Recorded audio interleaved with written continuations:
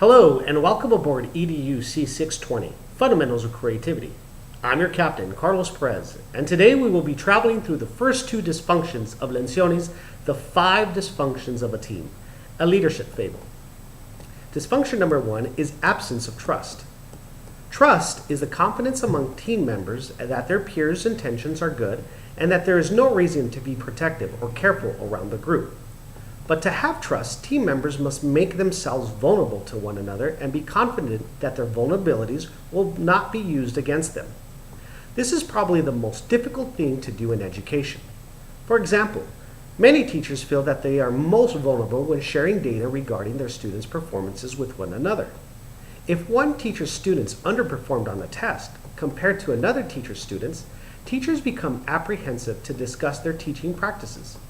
As stated in the book, members of teams with an absence of trust conceal their weaknesses and mistakes from one another.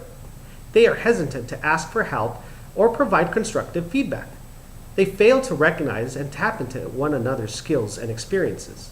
So how do educational leaders build trust amongst their staff? Well, one of the examples given in the book is sharing personal histories about problems and challenges growing up, or sharing experiences that others in the team can relate to. This encourages greater empathy and understanding and discourages unfair and inaccurate behavior attributions. The most important action that a leader must take to encourage the building of trust on a team is to demonstrate vulnerability first. Dysfunction 2 is fear of conflict. All great relationships, the ones that last over time, require productive conflict in order to grow. But it is important to distinguish productive ideological conflict from destructive fighting and interpersonal politics. Ideological conflict is limited to concepts and ideas and avoids personality-focused, mean-spirited attacks. Yet it can have many of the same external qualities of interpersonal conflict, such as passion, emotion, and frustration, so that an outside observer might easily mistake it for unproductive discord. So how do you overcome the fear of conflict? The first step is to acknowledge that conflict is productive and that many teams have a tendency to avoid it.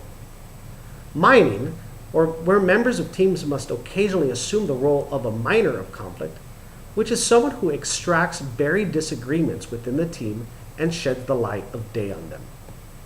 Characteristics of teams that fear conflict have boring meetings, create back-channel politics where personal attacks thrive, and waste time and energy when posturing and interpersonal risk management.